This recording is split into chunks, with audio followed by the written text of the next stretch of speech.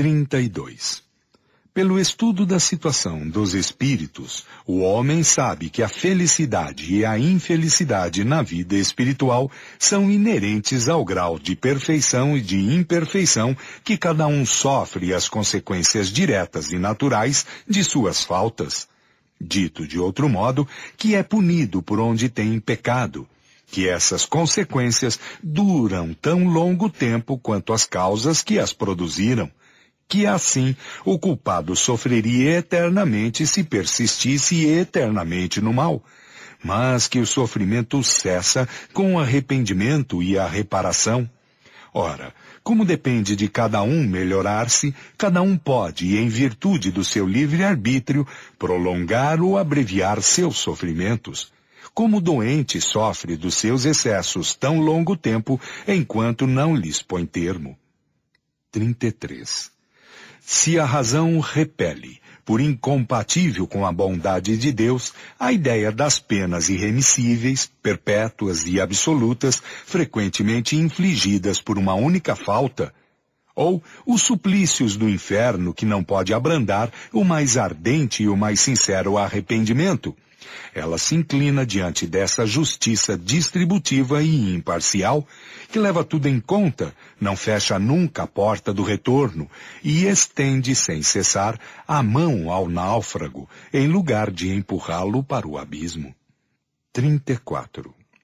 A pluralidade das existências, cujo princípio o Cristo colocou no Evangelho, mas sem defini-lo mais do que muitos outros, é uma das leis mais importantes reveladas pelo Espiritismo, no sentido de que lhe demonstra a realidade e a necessidade para o progresso. Por essa lei, o homem explica todas as aparentes anomalias que a vida humana apresenta.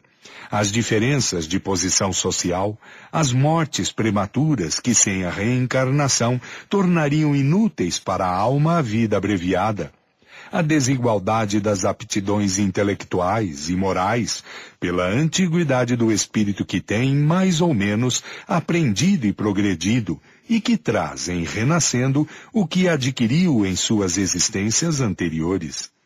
35.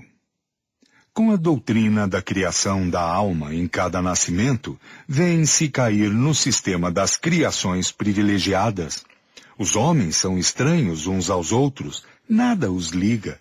Os laços de família são puramente carnais, não são solidários com um passado em que não existiam. Com a doutrina do nada depois da morte, toda a relação cessa com a vida. Eles não são solidários quanto ao futuro. Pela reencarnação, são solidários quanto ao passado e quanto ao futuro. As suas relações se perpetuam no mundo espiritual e no mundo corporal. A fraternidade tem por base as próprias leis da natureza. O bem tem um objetivo, o mal, as suas consequências inevitáveis. 36. Com a reencarnação, caem os preconceitos de raças e de castas, uma vez que o mesmo espírito pode renascer rico ou pobre, grande senhor ou proletário, chefe ou subordinado, livre ou escravo, homem ou mulher. De todos os argumentos contra a injustiça da servidão e da escravidão, contra a sujeição da mulher à lei do mais forte, não há nenhum deles que ultrapasse em lógica o fato material da reencarnação. Se, pois, a reencarnação repousa sobre uma lei da natureza, o princípio da fraternidade universal, ela repousa sobre a mesma lei da igualdade de direitos sociais e, por conseguinte, a da liberdade.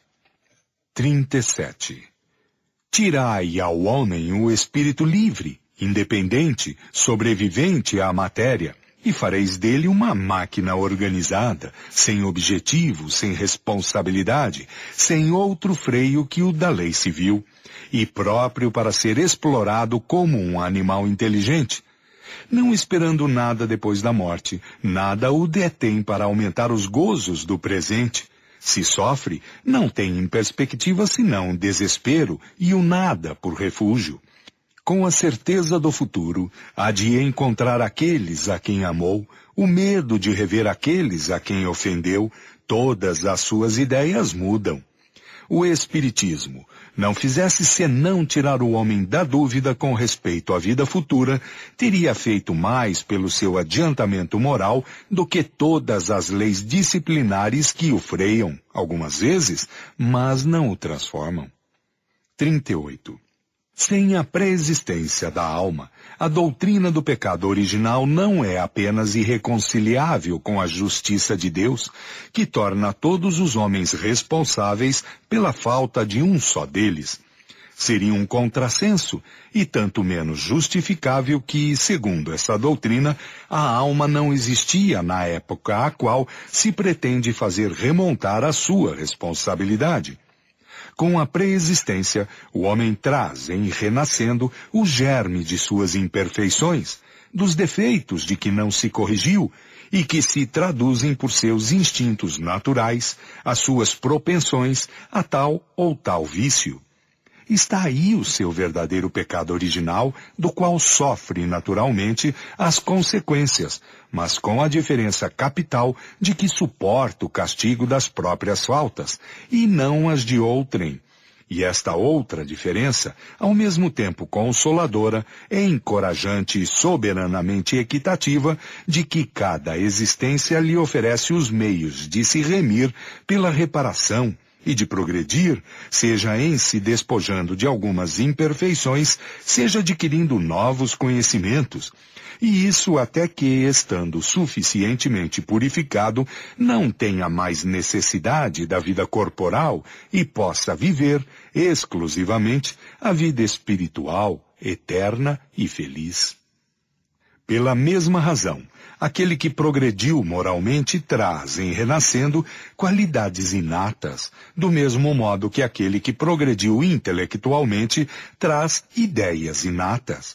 Está identificado com o bem, pratica-o sem esforço, sem cálculo e, por assim dizer, sem nele pensar. Quem está obrigado a combater as suas más tendências está ainda na luta.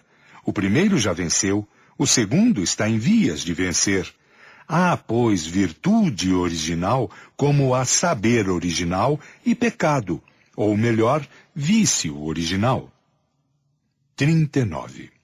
O Espiritismo experimental estudou as propriedades dos fluidos espirituais e a ação deles sobre a matéria. Demonstrou a existência do perispírito, suspeitado desde a antiguidade e designado por São Paulo sob o nome de corpo espiritual, quer dizer, de corpo fluídico da alma depois da destruição do corpo tangível.